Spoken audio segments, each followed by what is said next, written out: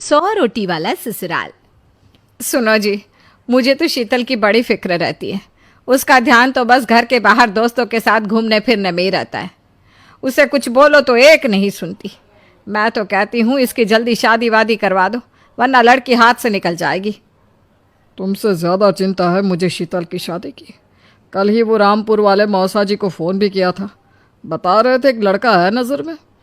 उनका अपना घर है और लड़का भी अच्छा है। अरे तो फिर बस बात चलाओ ना, एक बार देखे तो सही लड़का और घर बार कैसा है। कौन से लड़की की बात चल रही है यहाँ? तुम्हारी शादी की बात चल रही है बेटी।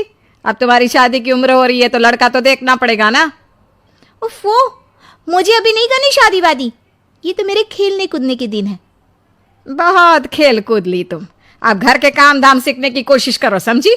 ससुराल जाकर हमारी नाक मत कटवा देना। सब्जी काटनी तो आती नहीं इसको, तो नाक ही कटवाएगी। अरे मैं इसे शादी तक अच्छे से सब सिखा दूंगी।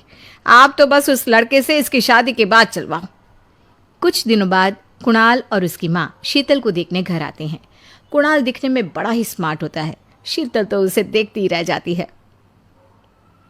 देखो जी, हमारी कोई डिमांड तो है नहीं, बस हम चाहते हैं कि लड़की घरेलू हो, घर के सारे कामकाज संभाल ले। अब आपके परिवार में तो बस 3 ही लोग हैं, पर हमारा तो खूब भरा पूरा परिवार है। बाकी हमें लड़की के घूमने फिरने दोस्तों से मिलने से कोई दिक्कत नहीं है। घर का काम करने के बाद जो चाहे सो करे। अरे वाह, ये तो इतने बढ़िया लोग हैं। लड़का भी इतना स्मार्ट है और ऊपर से इन्हें मेरे घूमने फिरने से भी कोई दिक्कत नहीं है। हे भगवान, तूने तो बिना मांगे ही मुझे सब दे दिया। बताओ जी, और क्या चाहिए हमें? हमारी तरफ से तो रिश्ता पक्का है जी। बस फिर तो हंसी खुशी शीतल और कुणाल की शादी हो जाती है। शीतल मन ही मन बड़ी खुश होती है और उसी खुशी के साथ वो अपने ससुराल में कदम रखती है।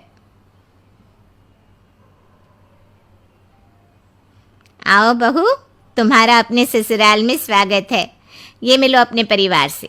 ये तुम्हारे ससुर जी, तुम्हारी ननद सुनीता और गीता, सुनीता के पति राजेश और उनके 2 बच्चे राजू और चिंटू। ये ना हमारे साथ यहीं रहते हैं। ये तुम्हारी दादी सास हैं और बाकी लोग अभी बाहर गए हुए हैं। इतने सारे लोग, ये सब यहीं रहते हैं इस घर में? अरे अभी तो मेरे देवर देवरानी और उनके 3 बच्चे यहाँ नहीं है। उसके मायके में भी शादी थी ना, तो बस वहीं गई है। कल तक आ जाएंगे। हे भगवान, ये घर है या धर्मशाला? ये सब एक साथ इस घर में कैसे रहते हैं? मुझे तो पता ही नहीं था इनका इतना बड़ा परिवार है। अब समझी कि कोई डिमांड क्यों नहीं की इन्होंने। ये सब चाल चले मेरे साथ। अरे बहू, खड़े खड़े क्या सोच रही हो? चलो अपने कमरे में जाकर आराम करो। जी माँ जी। अगले दिन शीतल का ससुराल में पहला दिन होता है। शीतल रसोई में जाकर सबके लिए खीर बनाने लगती है। तभी उसकी ननद सुनीता आती है। अरे वाह भाभी, आज क्या बना रही हो? बस दीदी, आज वो पहली रसोई है ना, तो खीर बना रही थी। अरे भाभी, ये खीर वीर रहने दो। घर में 4 लोगों को शुगर है और कुछ लोग मीठा ही नहीं खाते। आप ना सीधा खाना ही बना दो। क्या फ़र्क पड़ता है, मीठा बने या नमकीन? बस बहू के हाथ की पहली रसोई होनी चाहिए ना। जी दीदी, तो फिर मैं खाना ही बना देती हूँ। आप बता दो खाने में क्या बनेगा?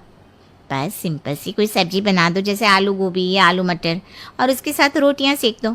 हमारे परिवार में अब तुम्हें मिलाकर पूरे 20 लोग हो गए हैं। 15 बड़े और 5 बच्चे। बड़ों की 6 और बच्चों की 2 के हिसाब से रोटी बना देना। चलो मैं चलती हूँ, सब देख लेना। हाँ, बड़ों की 6 रोटी मतलब कि 15 लोगों की 90 रोटियाँ, और बच्चों की 2 रोटी मतलब 5 बच्चों की 10 रोटियाँ। 90 और 10 मतलब कुल मिलाकर 100 रोटियाँ। हाय, मैं तो मर गई। 100 रोटी अकेले कैसे बनाऊंगी? माँ, ये तुमने मेरी शादी कहाँ कर दी? शादी से पहले तो मैंने कभी 4 रोटी से ज़्यादा नहीं बनाई। शीतल एक बड़ी सी परात में 100 लोगों के हिसाब से आटा निकालती है और उसे गूंथना शुरू करती है। आटा गूंथते गूंथते शीतल के पसीने छूट जाते हैं। उसके बाद बारी आती है रोटी बनाने की। शीतल एक एक करके रोटी बनाना शुरू करती है और 10 रोटी बनाते ही अपनी कमर पकड़ लेती है। हाय, मैं मर गई। मेरी कमर टूट गई खड़े खड़े, और ऊपर से इतनी गर्मी। मैं 100 रोटियां कैसे बनाऊंगी? अरे भाभी, सब बाहर रोटियों का इंतजार कर रहे हैं। ज़रा जल्दी जल्दी रोटी सेक दो। सब